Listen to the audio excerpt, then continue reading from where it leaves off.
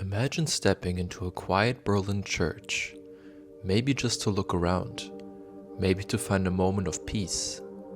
You sit down, you look up, and a Nazi officer is staring back at you. Sounds like something from the 1930s? This is happening today, in a church still standing in modern Berlin. From the outside, there's nothing unusual about this building, but inside, you're confronted with an interior unlike anything you've likely ever seen. You'll find Nazi symbols woven into Christian art. A disturbing fusion that makes this the last remaining church of its kind.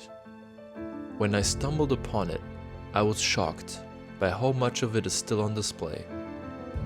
On one hand, it's a rare glimpse into how religion was used to serve a fascist regime. Should it remain as a warning?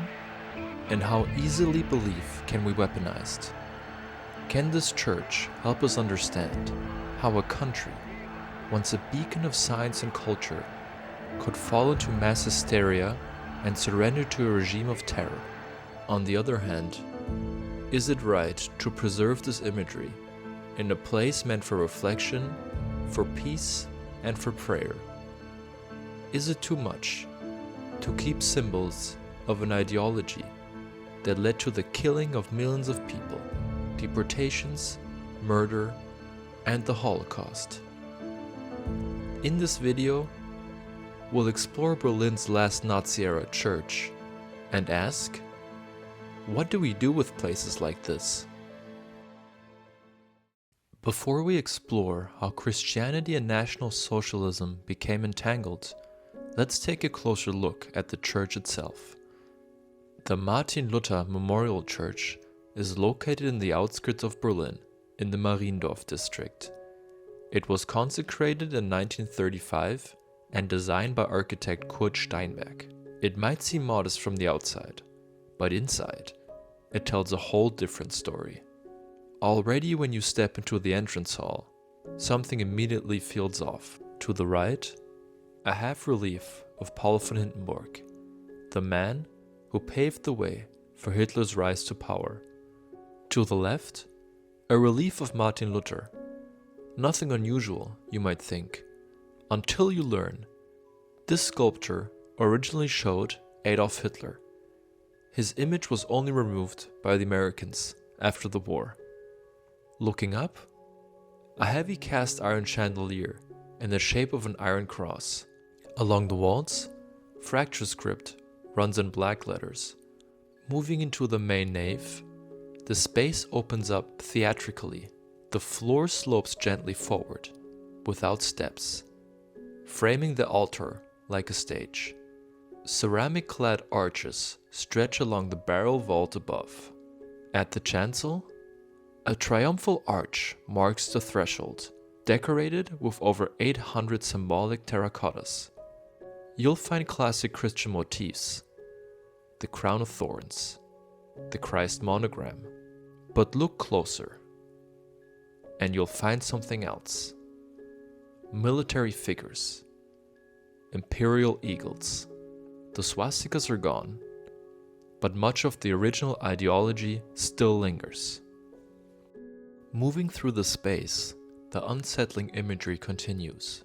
On the baptismal font, a man in SA uniform is depicted, closely resembling Hitler. At the altar, Christ is not shown in pain, but as a proud muscular figure, his chin raised like a victorious soldier.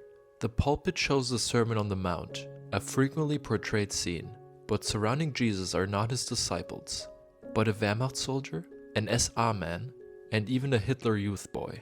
Even the organ has a story. It was originally played at Hitler's personal request to open the 1935 Nuremberg rally, the same rally where the Nuremberg laws were declared, the laws that provided the basis for the racist and anti-Semitic policies of the Third Reich. During the war, the church shared the fate of many others. The church's bells were melted down in 1942 to fuel the Nazi war machine. In 1943, it was damaged during an air raid. After the war, it was briefly used by the US Army, with full restoration not beginning until the 1950s. For a religion that preaches peace, forgiveness, and the love of God, how could a racist and anti-Semitic movement design a church like this? What was the relationship between National Socialism and the German churches? Totalitarian regimes see religion both as a threat and a tool. They want to control every part of life, and any competing authority is dangerous. When Hitler rose to power in 1933, almost all Germans were Christian, either Protestant or Catholic, while Jews made up less than 1% of the population. Within both churches, there were supporters of the regime, but also quiet critics. Church leaders often chose caution and compromise over open opposition. Public resistance to antisemitism was rare. Only small groups and individuals spoke out or resisted publicly. The Martin Luther Memorial Church reflects the German Christians movement, which arose in the 1930s. These were Protestants who embraced the Nazi racial ideology and pushed to remove Jewish elements from Christianity, blaming Jews for killing Christ and fueling antisemitism. The German Christians supported unifying Protestant churches into one single Reich church that will be loyal to Nazi ideals and the Führer. Decades after its construction, the Martin Luther Memorial Church began confronting its dark National Socialist past, but chose not to remove the Nazi symbols still remaining. In 1989, the parish council brought in artworks like Auschwitz and Oratio by Polish artist Paweł Wachol, a way to face history through art.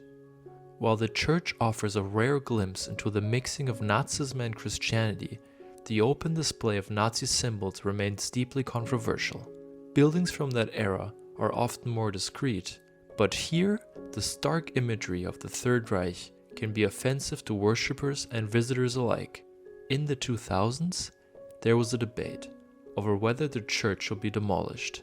In 2009, the government approved 1.6 million euros to preserve the building.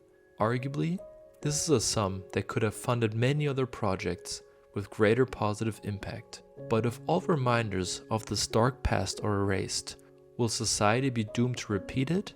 As the last witnesses of that time pass, what will remain but books, photos, and films? For me personally, experiencing these places in person leaves a more lasting impression, one that no text or image can fully capture.